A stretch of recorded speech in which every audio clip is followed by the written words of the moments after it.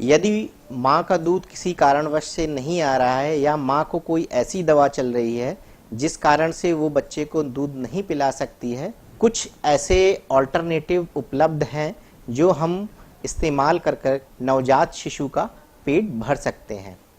अगर हम देखें, आइडियली किसी भी बच्चे को जन्म से लेकर 6 महीने तक सिर्फ और सिर्फ माँ के दूध की आवश्यकता होती है, जिसको हम एक्सक्लूसिव ब्रेस्ट फीडिंग कहते हैं। लेकिन काफ़ी माँओं में यह समस्या होती है जिसको बोलते हैं लैक्टेशन फेलियर, जिसमें माँ का दूध बन नहीं पाता है, या कुछ केसेस में जिसमें माँ को कुछ ऐसी दवाइयाँ चलती हैं जैसे एंटीसाइकोटिक ड्रग्स वगैरह, जिसमें डॉक्टर स्वयं ही बच्चे को माँ का दूध देने से मना करते हैं। उस कंडीशंस में हमें एक ऑल्टरनेटिव की ज़रूरत होती है जिससे बच्चे को पूरा न्यूट्रिशन मिले। आइए हम एक एक करके मात्र के दूध की ऑल्टरनेटिव के बारे में बात करते हैं। ऑल्टरनेटिव नंबर 1 है, वो है डब्बे का दूध। वो इसलिए क्योंकि डब्बे के दूध में एक निश्चित मात्रा में, जो स्टैंडर्ड रिकमेंडेशन है या जो आरडीए बोलते हैं, रिकमेंडेड डेली अलाउंस, जो उसका मतलब होता है कि हर बच्चे को प्रतिदिन कितनी प्रोटीन की आवश्यकता है ग्राम में, कितने फैट की आवश्यकता है, कितने विटामिन की आवश्यकता है, कितना आयरन चाहिए, कितना कैल्शियम चाहिए, वो सारा आरडीए पर ग्राम की उपलब्धता सुनिश्चित यदि करनी है तो डब्बे का दूध नंबर 1 पॉसिबिलिटी होती है। यदि किन्हीं कारणों से अगर माँ बाप डब्बे का दूध नहीं वहन कर पाते हैं तो नंबर 2 ऑल्टरनेटिव आता है भैंस का दूध, या पाश्चराइज थैली का दूध भी आप यूज कर सकते हैं। किंतु उसमें आपको यह सुनिश्चित करना है कि वो फैट फ्री नहीं होना चाहिए। यदि आप थैली का दूध इस्तेमाल कर रहे हैं तो उसको फुल क्रीम दूध की तरह इस्तेमाल करिए।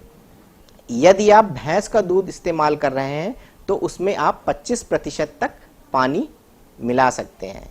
गाय का दूध यूजुअली 6 महीने 1 साल तक हम मना करते हैं, क्योंकि गाय के दूध में उतना आयरन नहीं होता है और कुछ कंडीशंस में बच्चे को उसको पचाना मुश्किल होता है, क्योंकि एक एंटाइटी होती है जिसको बोलते हैं काउ मिल्क प्रोटीन एलर्जी। गाय के दूध में कुछ ऐसे प्रोटीन तत्व होते हैं जो कभी कभी बच्चे उसको नहीं पचा सकते।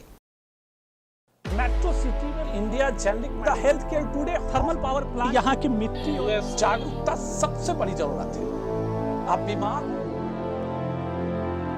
द हेल्थ केयर टुडे एक नेविगेटर की तरह काम करता है जो मरीज को कम पैसे में बेहतर इलाज कहाँ कर सके, इसके लिए एक रास्ता भी करता है। हेल्थ केयर टुडे को मुबारकबाद देना चाहता हूं कि एक ऐसी चैनल बनी जो हेल्थ के ऊपर पूरा कंसंट्रेट कर रही है, कि इसके अंदर और कोई डिस्ट्रैक्शन नहीं है। हेल्थ केयर टुडे देश के लोगों के आरोग्य के लिए जनजागरण का और हेल्थ की जानकारी लोगों तक ले जाने का बहुत बढ़िया काम कर रहा है। I want to applaud the Healthcare Today for doing an excellent job in providing healthcare services to patients who are in need and also providing networks for the hospitals and doctors. Congratulations for a job well done.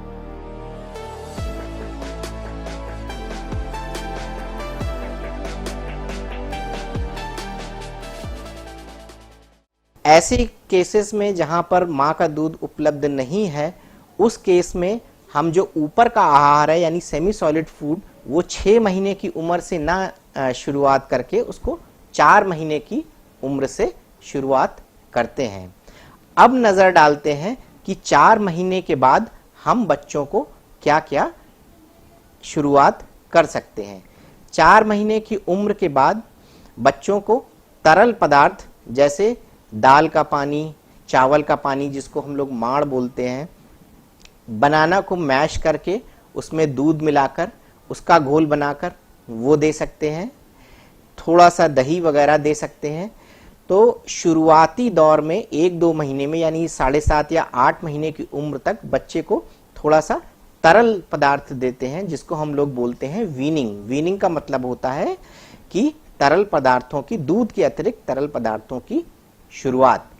एक बार बच्चा जब इस तरीके के तरल पदार्थों को लेने में सक्षम हो जाता है तो 8 महीने के बाद हम उसको फिर सेमी सॉलिड और धीरे धीरे सॉलिड फूड स्टार्ट करते हैं, जिसमें खिचड़ी हो गई, दलिया हो गया, मैश करके आप दाल चावल दे सकते हैं, फ्रूट के पल्प दे सकते हैं, मौसमी फल जैसे आप आम को मैश करके दे सकते हैं, आप बनाना को मैश करके दे सकते हैं। बच्चों में 2 साल तक हमें बिल्कुल भी फैट रिस्ट्रिक्शन नहीं करना चाहिए। फैट के जो सोर्स होते हैं मुख्यतः तेल, घी, बटर इत्यादि।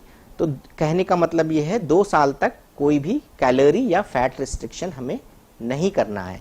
अब आते हैं कार्बोहाइड्रेट में। कार्बोहाइड्रेट के सोर्स में रोटी, चावल, आलू ये सारी चीज़ें आती हैं।